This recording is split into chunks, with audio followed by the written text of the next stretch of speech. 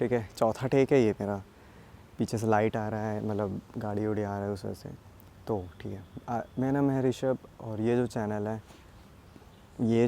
है, हाँ ठीक, माइक भी ठीक है, इस बार माइक कैमरा सब ऑन है। तो ये जो चैनल है वो मैं इसलिए बनाया हूँ ताकि मैं अपने आप को और सबको कैसे ये समझा सकूँ कि बिना न्यूमेरिकल्स, बिना फार्मूलाज के किसी भी कंसेप्ट को, चाहे फिज़िक्स, केमिस्ट्री, बायोलॉजी, थोड़ा सा मैथ्स हो, कैसे उसको मैं ईज़ी लैंग्वेज में रेगुलर लाइफ में कैसे समझा सकते हैं।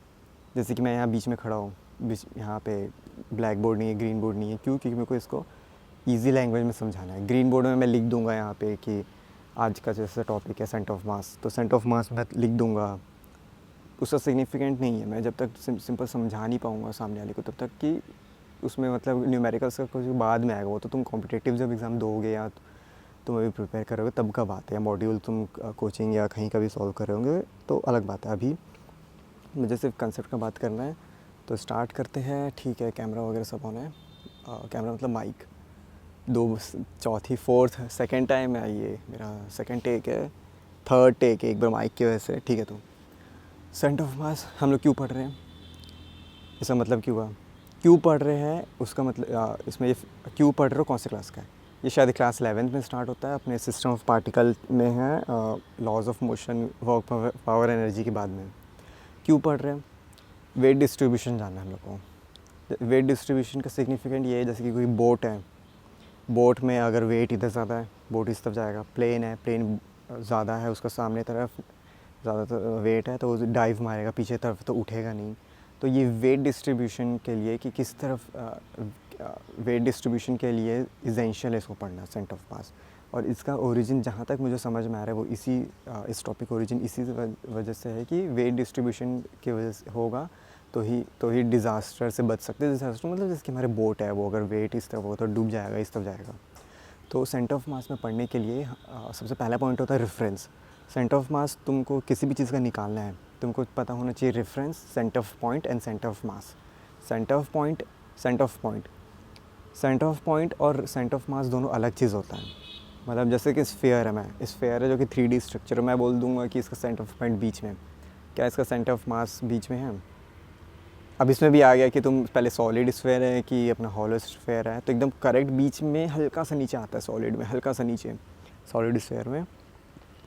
और इसका जो फॉर्मूलाज आते हैं मैं तो सब बता देता हूँ, नहीं बताना चाहिए पर फिर भी ये है कि जैसे कि बेसिक जो फॉर्मूला वो है x centre of mass equal to x1 m1 plus x2 m2 upon x1 plus m2 m1 plus m2।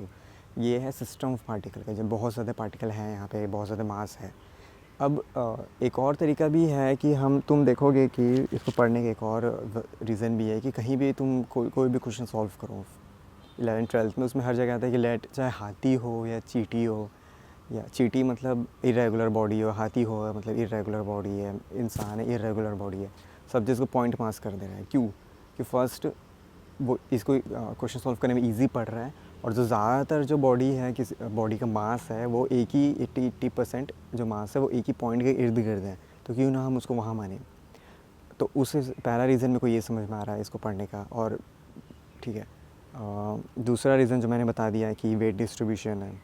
और तीसरा जो हमारा रीज़न है, इसको ये जो सब्जेक्ट आया है यहाँ पे कि किसी भी कोलिशन वगैरह में भी हो रहा है कि इस वेट से दूसरे वेट का क्या कोलिशन, क्या इफ़ेक्ट हो रहा है इस पर। अब सेंटर ऑफ मास में जैसे कि तुम कोई बिल्डिंग है, उसका सेंटर ऑफ मास को तुमको निकालना है, सेंटर ऑफ मास और centre of point. Centre of point तो बीच में होगा। अब सेंटर ऑफ मास नीचे रहेगा तो अच्छा है, बिल्डिंग स्टेबल है। सेंटर ऑफ मास अगर ऊपर तरफ कहीं पे है तो बिल्डिंग अनस्टेबल है। अब यहाँ पे जो तरीका आ रहा है, जो मैथमेटिकल में, बिना मैथमेटिकल तरीका है निकालने का सेंटर ऑफ मास, वो है कि जो कोई बॉडी है जैसे स्फेयर है, तुम उसको बैलेंस करके देखोगे चाहे उंगली पे या किसी पेन पे कि किस तरफ शिफ्ट हो रहा है। ये तो प्रैक्टिकल मेथड है और ये बहुत ज़्यादा बेसिक मेथड है, शायद क्लास 6 का मेथड है ये।